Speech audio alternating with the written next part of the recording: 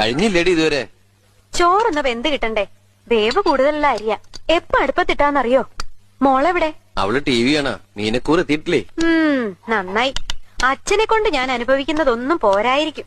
അതിനിപ്പോ നിനക്കെന്താ പറ്റിയേ? പറ്റിയതിനി പറഞ്ഞിട്ട് എന്താ കാര്യം?